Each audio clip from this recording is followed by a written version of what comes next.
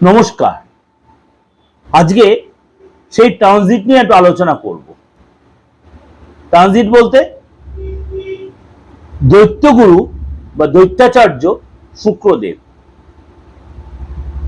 শুক্র হচ্ছে আমাদের লাক্সারিয়াস গ্রহ, শুক্র হচ্ছে আমাদের ডেভেলপের গ্রহ, সাকসেসের গ্রহ, গ্ল্যামারাসের গ্রহ, সৌন্দর্যের কারক গ্রহ, কোয়ালিটির গ্রহ এবং অল্প বয়সে উন্নতির গ্রহ। এই হচ্ছে শুক্র। যদি আপনার শুক্র বার্থ চার্টে, হাতে, ফেসে, ফ্যামিলির ক্ষেত্রে, বাস্তুর ক্ষেত্রে শুক্র যদি ভালো থাকে, আপনার কিন্তু অনেকাংশে আপনি সবার থেকে একটু এগিয়ে রইলেন।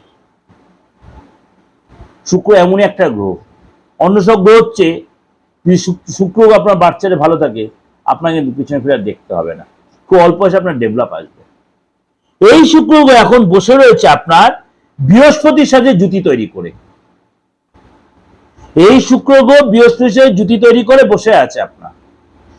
এই শুক্র গ্রহ 4 জুলাই সিংহ রাশিতে প্রবেশ করবে। সেখানে অলরেডি কে বসে আছে? কেতু মহারাজ। আমি বলি, যখন কোন গ্রহ ট্রানজিট করে, কি নক্ষত্র ট্রানজিট হোক, রাশি ট্রানজিট হোক, যাই করুক, তখন কিন্তু 12 রাশির ক্ষেত্রে, বিশ্ব ভ্রমণের ক্ষেত্রে তার এফেক্ট হয়।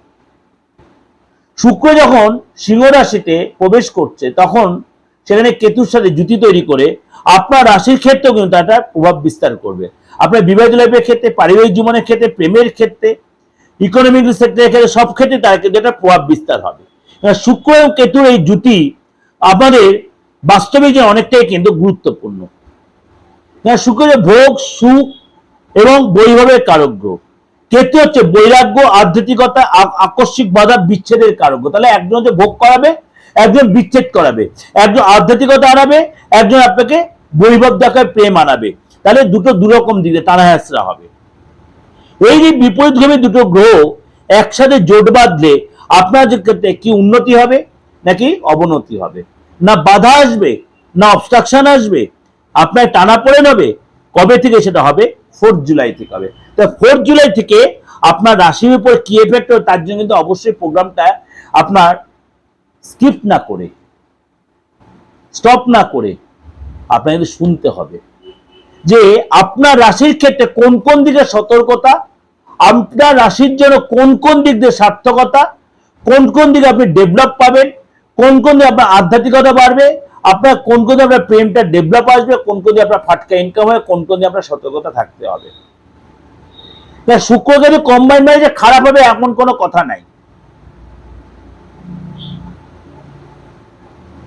এমন কোনো কথা। সুতরাং আপনাকে এই যে জুতি তৈরি হলো শুক্র কেতু, তার জন্য কিন্তু আপনার রাশির জন্য কিছুটা চ্যালেঞ্জিং, 4 রাশির জন্য চ্যালেঞ্জিং, 4 রাশির জন্য ডেভেলপিং, আর 4 রাশির জন্য মোটামুটি অ্যাজ ইউজুয়াল চলে যাবে।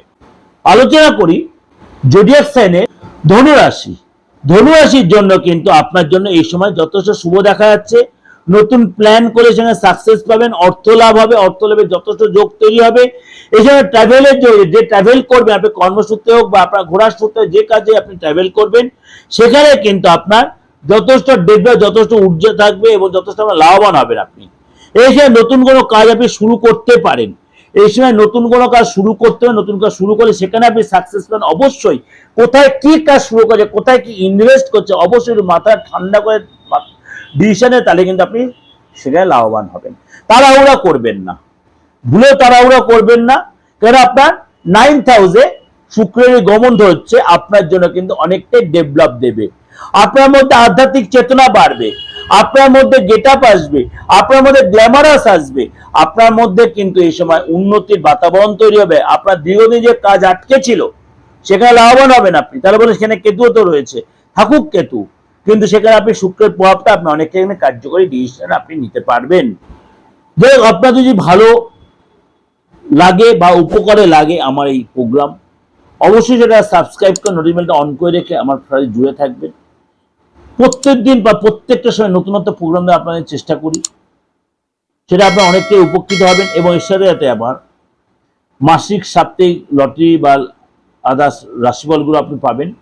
সেই জন্য কিন্তু আমার আরেকটা চ্যানেল দিগদর্শন, সেখানে আপনি অবশ্যই সাবস্ক্রাইব নোটিফিকেশন অন করে রাখবেন। ভালো থাকবেন, নমস্কার।